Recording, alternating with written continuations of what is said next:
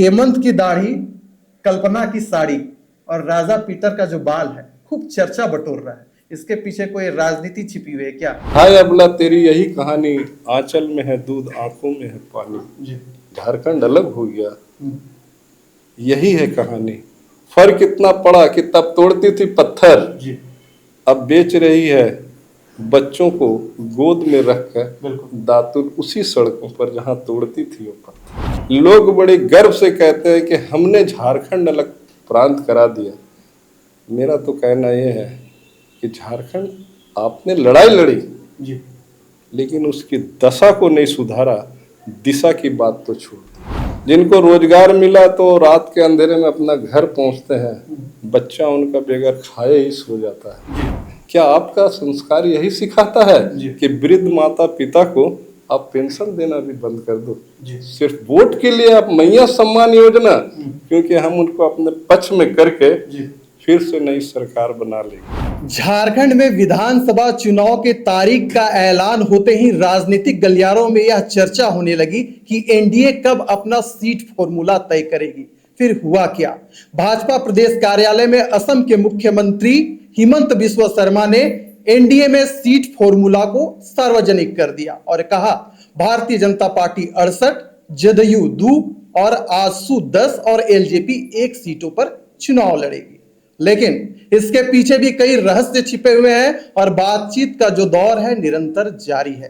दरअसल हम बात कर रहे हैं जनता दल यूनाइटेड की। जदयू में भी अभी भी बातचीत का जो सिलसिला है सीट शेयरिंग फॉर्मूला को लेकर वह जारी है।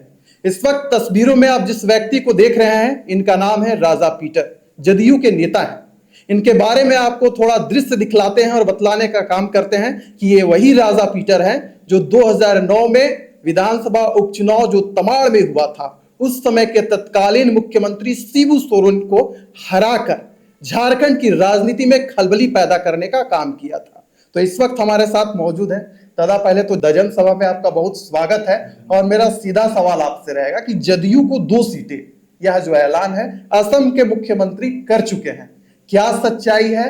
क्या चल रहा है आपकी पार्टी में, इसके बारे में बताइए। जिस तरह से आपने जो अभी प्रेस कॉन्फ्रेंस के माध्यम से जानकारी लोगों तक पहुंचाई है जी, उतनी जानकारी मेरे पास भी है, लेकिन जब तक सारी सीटों की घोषणा नहीं हो जाती है तब तक ये माना जाना चाहिए कि वार्ता जारी है। जी दादा, आपसे ये भी जानना चाहेंगे, जब तमाड़ विधानसभा को हम उसके इतिहास के पन्ने को पलटकर देखते हैं तो यही दिखता है कि 2005 में जदयू वहां पर सीट जीती थी, 2009 में, 2014 में आजसू, 2019 में झारखंड मुक्ति मोर्चा।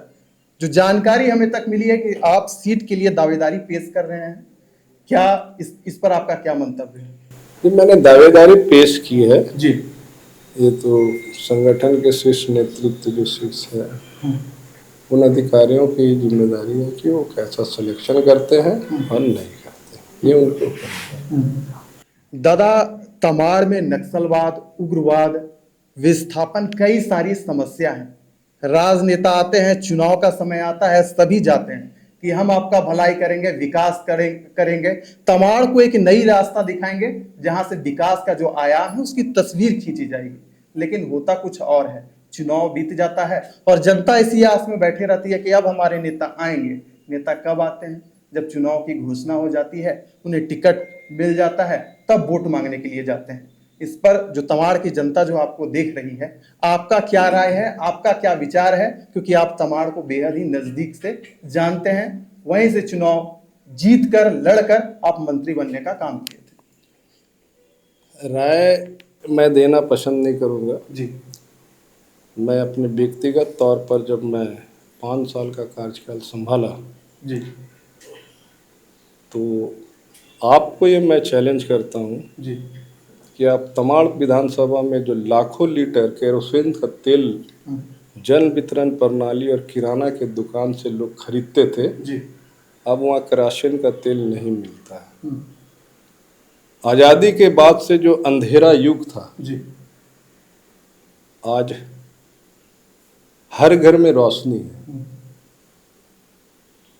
अपना जिसका जैसा सक्षम है, जिस तरह से घर में एसी तक लगाकर और बड़े बड़े जो टेलीविज़न सेट है उसको लगा के लोग देख रहे हैं। जी मेरे कार्यकाल में जो रोशनमय दौर देखा है ये वहाँ के विकास का पैमाना को अंकित करता है। जी दूसरी बात, मैंने शिलान्यास बहुत कम किया। 10 साल के इस कार्यकाल में 10 साल के इस दरमियान सबसे प्रसिद्ध एक कैनल रोड है। जी उस रोड में जितने भी गांव हैं वहाँ जो बासिंदा है, वहाँ जो ग्रामीण हैं, उन्होंने खुले आम मीडिया से कहा है कि अब यहाँ की बेटियों की शादी नहीं हो पा रही है। अगर कोई गर्भवती महिला है, एक एम्बुलेंस उधर जब आता है तो दूसरा एम्बुलेंस पीछे से उसे खींचने के लिए आता है। जी यानी एम्बुलेंस भी वहाँ पर जाने में सक्षम नहीं है। सभी सड़कों का लगभग यही हालात है। सरकार के द्वारा या सरकार के प्रतिनिधियों के द्वारा वहाँ पर शिलान्यास तो कर दिया जाता है, एक नहीं दो बार, लेकिन उन सड़कों का निर्माण कार्य प्रारंभ नहीं होता है। बड़े दुर्भाग्य की बात है। दूसरी बात मैं आपको ये बताना चाहूँगा कि शायद आप लोगों को भी जानकारियाँ नहीं हो, आप जाकर वहाँ पर ही देखें। तमाड़ का जो सलगाड़ी करके स्थान है और पुलिया के पार आपको एक सीआरपीएफ का कैंप दिखाई देगा। उसके बाद आपको TSRDS से संचालित एक स्किल डेवलपमेंट सेंटर दिखेगा। पूरे भारतवर्ष का पहला स्किल डेवलपमेंट सेंटर है जहाँ से कि कैंपस सिलेक्शन होकर के लोग बच्चे वहाँ के विदेशों में नौकरियाँ कर रहे हैं। यानी रोजगार का सृजन भी मैंने अप्रत्यक्ष रूप से किया। जो अब सरकार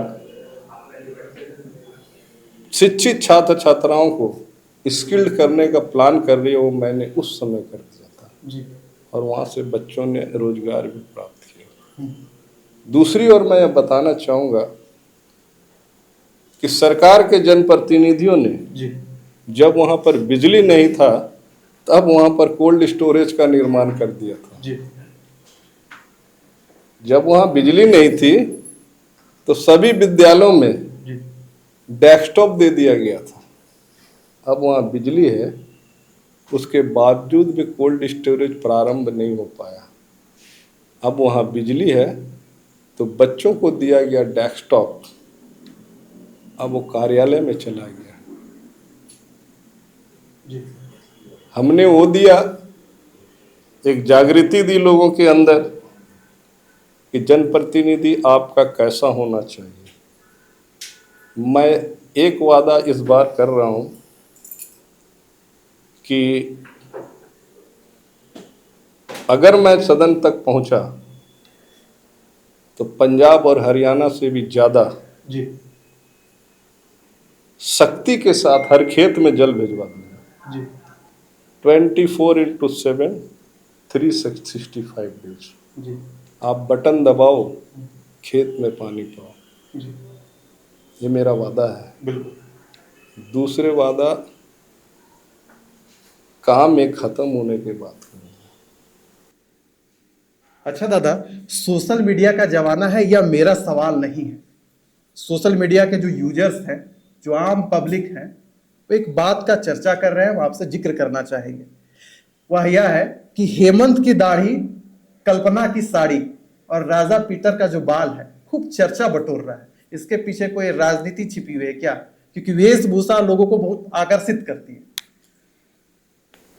ये सवाल शायद, इस सवाल का जवाब शायद मेरे पिताजी जीवित रहते तो अच्छी तरह से देते, क्योंकि मेरे को जहाँ तक लगता है कि पिताजी जब गुजरे थे तो उसी समय मैंने अपने बालों को कटाया था। और वैसे लंबे बाल रखने का मुझे शुरू से शौक है। अंतर कुछ इस तरह से है कि चाणक्य चुट्टी रखते थे, चोटी रखते, मैं पूरे बाल रखता हूँ। फर्क इतना है। और कोशिश करता हूँ कि सबसे अलग रहूँ। अलग रहता हूँ। फर्क क्या है? हिंदुस्तान है, लोकतांत्रिक देश है, सबको अपने अपने तरीके से संवैधानिक नियमों का पालन करते हुए अपने अपने तरीके से जीने का अधिकार है। दूसरी बात, जितने भी संतों को आप देखिएगा बिल्कुल उनके बाल दाढ़ी बढ़े हुए होते हैं। इसका सबसे साक्षात उदाहरण है रविंद्रनाथ टैगोर जी। आप हिमालय में जाइए, अयोध्या में जाइए, वैष्णो धाम में जाइए, जहाँ देखिए सभी के बाल बड़े बड़े हैं। फर्क क्या पड़ता है? और हम प्रकृति के उपासक हैं। बिल्कुल। तो जो प्रकृति ने मुझे दिया है मैं उसे ऐसे ही छोड़ के रखता हूँ, उसका सम्मान करता हूँ। बिल्कुल, सम्मान तो होना इसमें गलत क्या है? जी। प्रकृति ने मेरे सर में बाल दिए, उसे छोड़ के रखता हूँ, बड़े रहते हैं, क्या पड़ता है।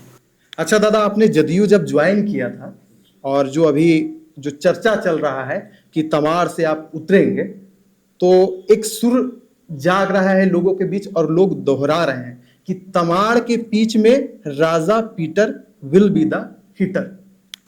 अंतिम टिप्पणी आपका चाहिए। देखिए, सबसे बड़ी बात है कि मैंने जब वहाँ से सोशल वर्क का काज प्रारंभ किया था जी, और चुनाव में मैं पहली बार जब खड़ा हुआ था तो लोगों के बीच मैंने एक वादा किया था जी, कि मैं आपके सुख में शामिल हो पाऊँ या नहीं, ये इस बात की गारंटी नहीं दूंगा, लेकिन आप जब तकलीफ़ में रहेंगे तो उसमें हिस्सेदारी निभाने जी, मैं ज़रूर आपके सन्मुख खड़ा नजर आऊँगा और आज भी यही काम करता हूँ। और इसीलिए लोग जो है मुझे दुख सुख का साथी मानते हैं जी, और हमेशा से लोगों का एक ही चीज़ है, देश में जितनी भी सरकारें बनी, जितने भी जनप्रतिनिधि बने, कोई किसी का घर नहीं चला देता है। प्रेम से मिलो, मुस्कुरा के मिलो, दुख उसका कुछ दूर कर सको तो दूर कर दो, नहीं हो सके तो हाथ जोड़ दो। वादा, आश्वासन ये सब नहीं करना चाहिए। बालू की भीत पर मैं दीवार नहीं खड़ा करना चाहता। आश्वासन की बुनियाद पर मैं किसी को बिल्डिंग नहीं देता। जो भी काम करना है ऑन द स्पॉट, हाँ तो हाँ, ना तो ना, क्योंकि वो दूसरे दर पे जा करके अपने काम को हो सके करवा ले। अगर हम उसको दौड़ाते रहेंगे तो मेरे पीछे आने में उसका समय का बर्बादी, अगर कुछ हो सकता है कि कुछ आर्थिक नुकसान भी होगा। इससे बचा कर रखने के लिए कि भाई मेरे से ये काम नहीं होगा तो दूसरा दरवाजा देखेगा, नहीं तो शांत पड़ जाएगा। ये दो चीज़ों को वहाँ के लोग मेरे लिए पसंद करते हैं। उसी के आधार पर उन लोग और भी आशाएं रखते हैं। और सबसे बड़ी बात है कि जनप्रतिनिधि का चयन लोगों को, मेरे सूचक बिल्कुल, ये मेरा व्यक्तिगत आकलन है, क्रिएटिव माइंडेड होना चाहिए। क्योंकि झारखंड का हर विधानसभा, ऐसे तो देश का हर विधानसभा अलग अलग चीज़ों के निर्माण से ही विकसित हो सकता है। जैसे छोटा सा उदाहरण दे रहा हूँ कि बेड़ों में आपका सबसे ज़्यादा सब्जी का खेती है, बिल्कुल, तो वहाँ पर साग सब्जी का बीज बांटा जाना चाहिए।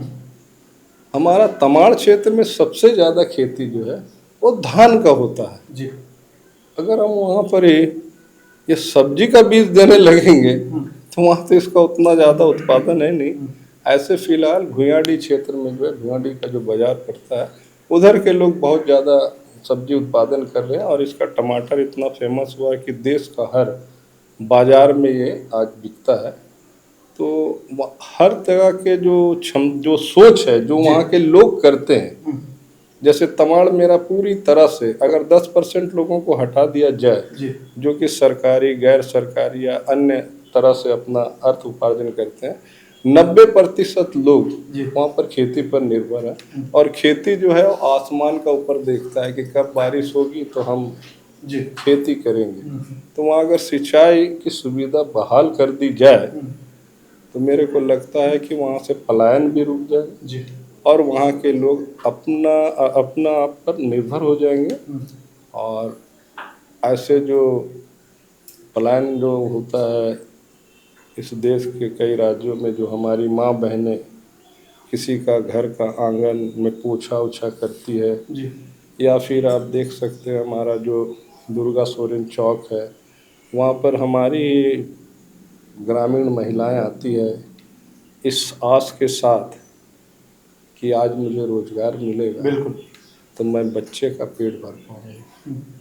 दलाल आते हैं, ठेकेदार आते हैं और भी कई कई लोग आते हैं, अपना आवश्यकता का अनुसार उसमें से चुन बाच कर ले जाते हैं जी।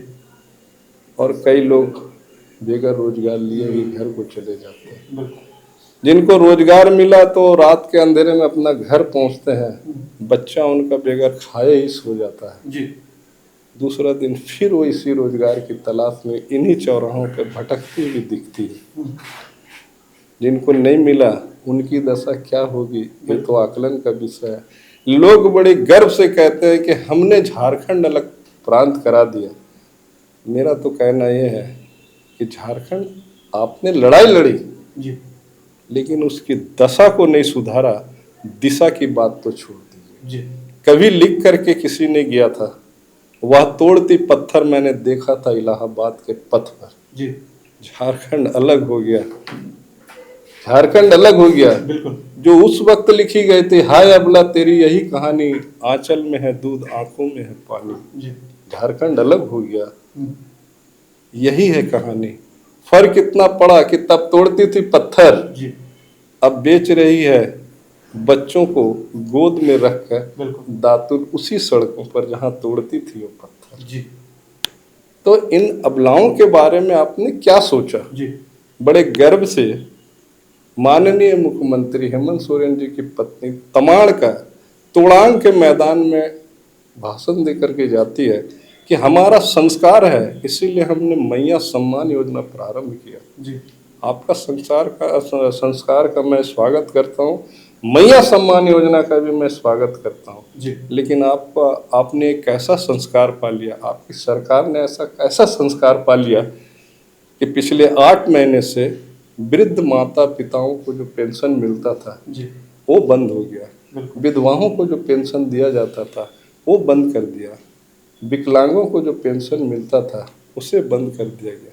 क्या आपका संस्कार यही सिखाता है कि वृद्ध माता पिता को आप पेंशन देना भी बंद कर दो? सिर्फ वोट के लिए आप मैया सम्मान योजना, क्योंकि हम उनको अपने पक्ष में करके फिर से नई सरकार बना लेंगे, ये आपकी पूरी कल्पना है।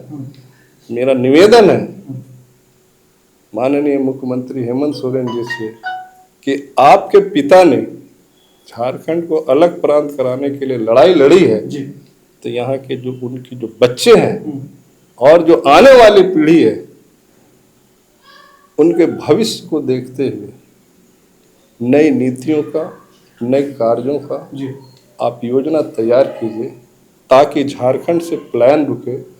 किसी भी अखबार को आप पलट के देखिए, कभी नहीं लिखा गया कि बिहार से इतनी महिलाओं का ट्रैफिकिंग हुआ, यूपी से इतनी महिलाओं का ट्रैफिकिंग हुआ, सिक्किम से इतनी महिलाओं का ट्रैफिकिंग हुआ, लेकिन झारखंड की महिलाओं का ट्रैफिकिंग का सबूत हमारा आपका ये अखबार देता है, ये मीडिया बोलती है। और हम कितने कमजोर हैं, हमारा यह प्रशासन कितना कमजोर है, इतनी जानकारियों के बाद भी हम उसमें से 5% महिलाओं को भी जो दूसरे जगह ट्रैफिकिंग करके ले गई गए हैं उनको हम वापस लाने में नाकामयाब हो जाते हैं। ऐसे सरकार से हम क्या उम्मीद करें? बिल्कुल आलोचना करना मेरी आदत में शामिल नहीं रहा है, लेकिन आपकी कार्यशैली और आपका जो सरकार है इस पर नहीं चाहते हुए भी उंगली उठाना जरूरी पड़ जाता है, तो बोलना जरूरी है। बिल्कुल।